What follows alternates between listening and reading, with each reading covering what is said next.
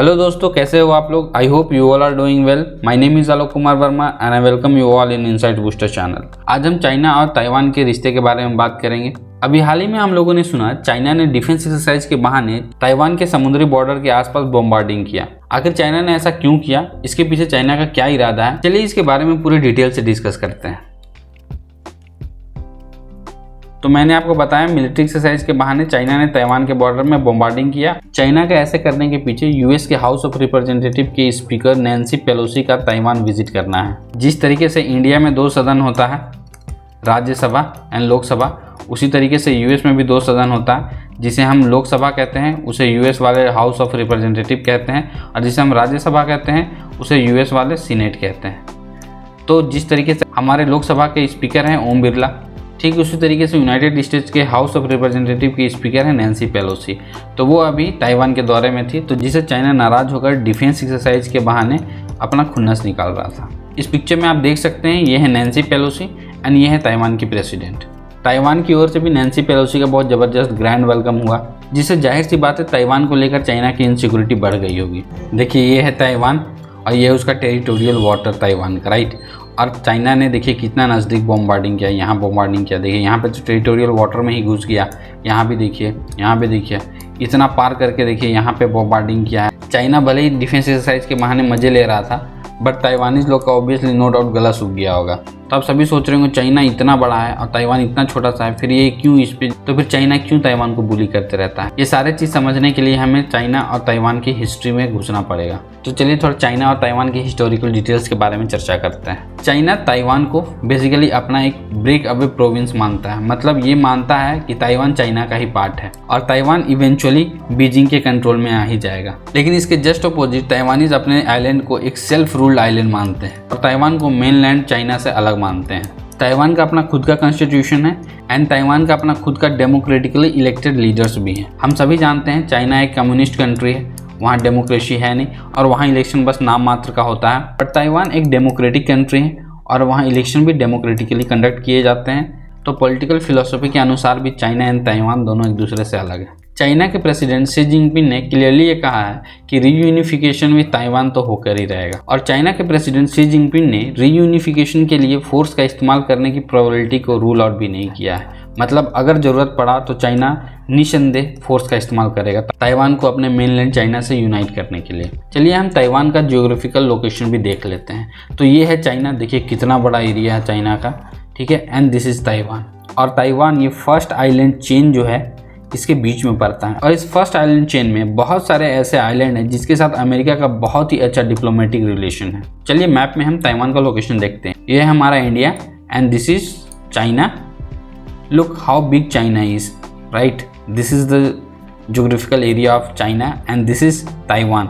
This is the geographical location of Taiwan. Taiwan को China से बस ये समुद्री एरिया है, बस ये अलग करके रखता है। क्या ताइवान शुरुआत से ही चाइना से अलग रहा है? हिस्टोरिकल सोर्सों से हमें ये पता चलता है कि 17th सेंचुरी में जो किंग डायनेस्टी थी, I don't know how to pronounce it, लेकिन 1895 में चाइना और जापान के बीच में फर्स्ट साइनो जापानीज वॉर में चाइना के हार जाने के बाद चाइना ने ताइवान को जापान के हवाले कर दिया।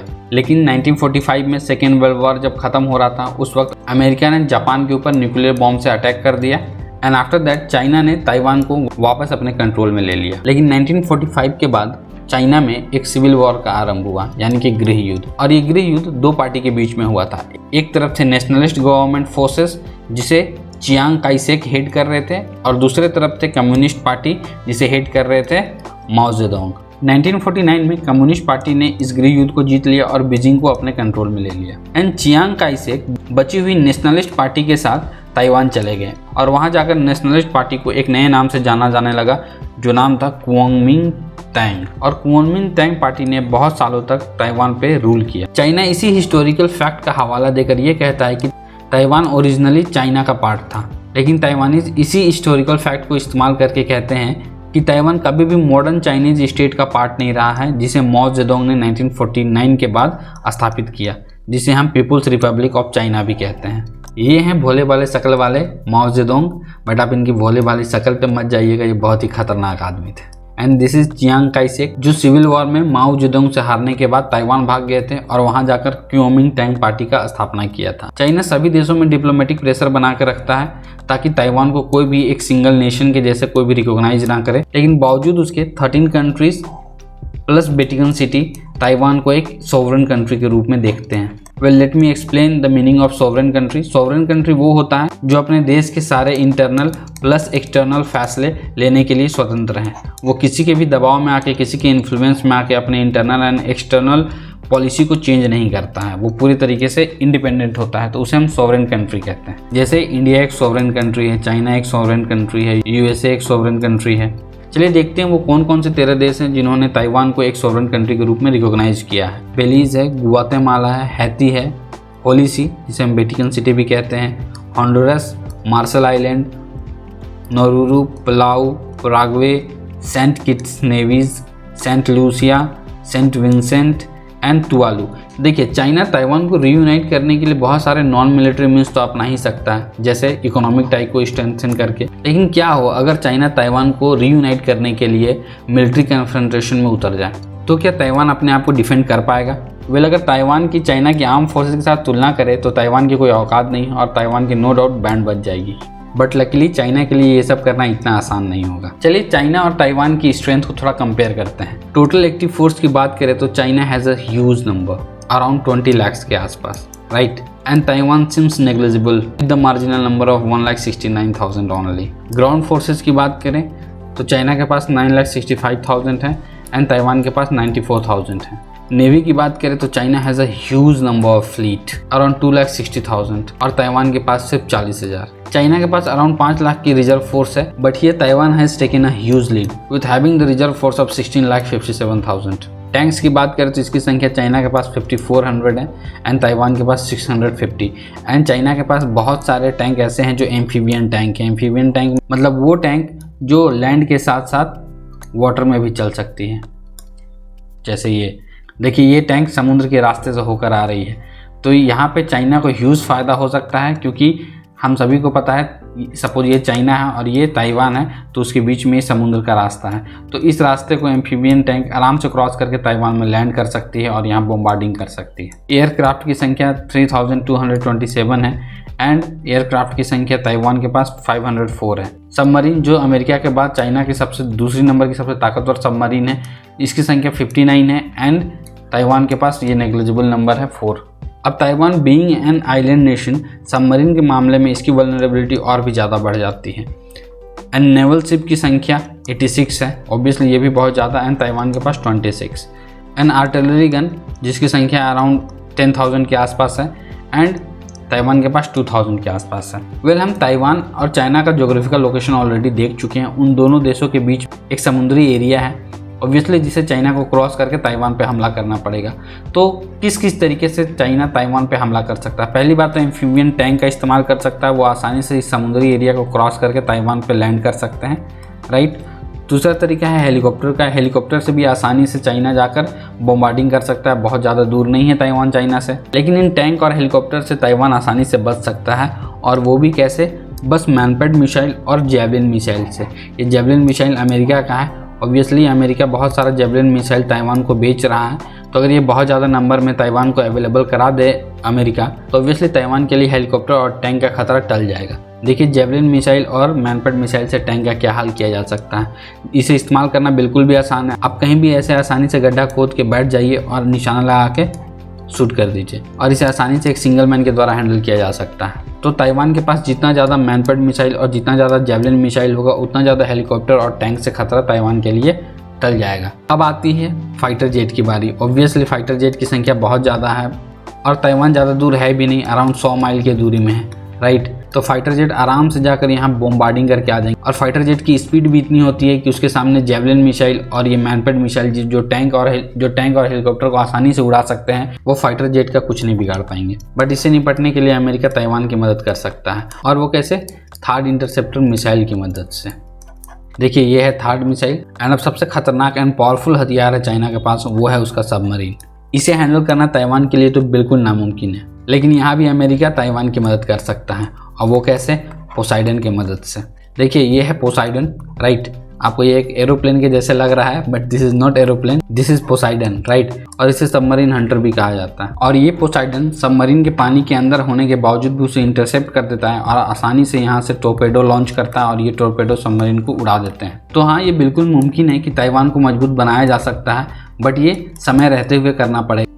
अब मैं बार बार आपको ये बोल रहा हूँ कि अमेरिका जेवलिन मिसाइल प्रोवाइड करा देगी, पोसाइडन प्रोवाइड करा देगी, राइट, ये सब प्रोवाइड करा देगी, थर्ड मिसाइल प्रोवाइड करा देगी, बट आखिर में क्यों करेगी? आखिर बाकी सारे ऐसे देश ताइवान को मदद क्यों ही करेंगे? क्यों चाइना के साथ कोई दुश्मनी मोलना चाहेगा? बट ताइवान सिर्फ एक छोटा सा आइलैंड नेशन नहीं है, बहुत ही ज़्यादा इंपॉर्टेंट है।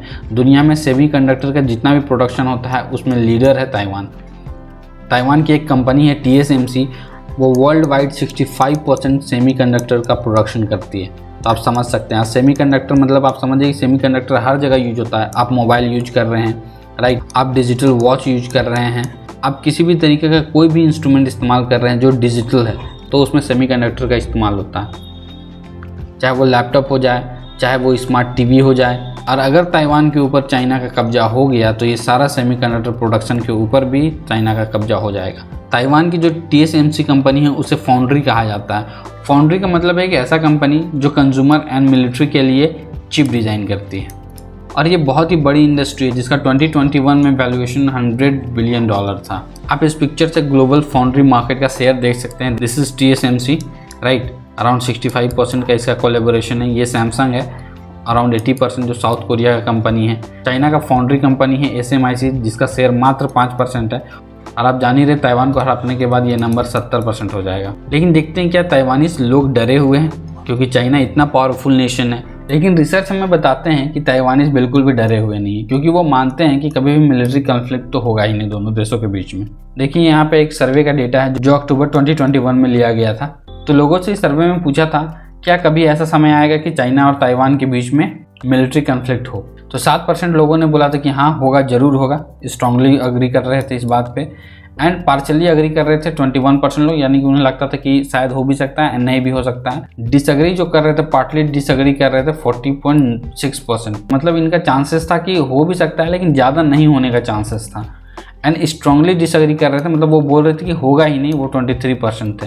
एंड जिनके पास कोई ओपिनियन नहीं था वो बहुत ही नेग्लिजिबल थे। तो ऑब्वियसली मेजोरिटी ताइवानीज ये नहीं मानते हैं कि चाइना और ताइवान के बीच में मिलिट्री कॉन्फ्लिक्ट हो सकता है। चलिए देखते हैं कितने सारे ताइवानीज लोग हैं जो अपने आप को ताइवानीज कंसीडर करते हैं। इस ग्राफ में आप देख सकते हैं ये 1992 से लेकर 2021 तक का ग्राफ शो किया गया है। तो 1992 में अराउंड 18% लोग ऐसे थे जो अपने आप को ताइवानीज मानते थे, लेकिन आप देखिए सरप्राइजिंगली वो 2021 में बढ़ के अराउंड 61-62% के आसपास चला गया। और 1992 में ताइवान में रहने वाले लोग जो अपने आप को चाइनीज़ मानते थे वो अराउंड 25-26% के आसपास थे, लेकिन 2021 में वो नंबर घटकर अराउंड 5%-6% के आसपास आ गया है। और जो अपने आप को ताइवानी और चाइनीज़ दोनों मानते हैं वो अराउंड 45-46% थे 1992 में, और वो भी नंबर घट के अराउंड 30% आ गया है।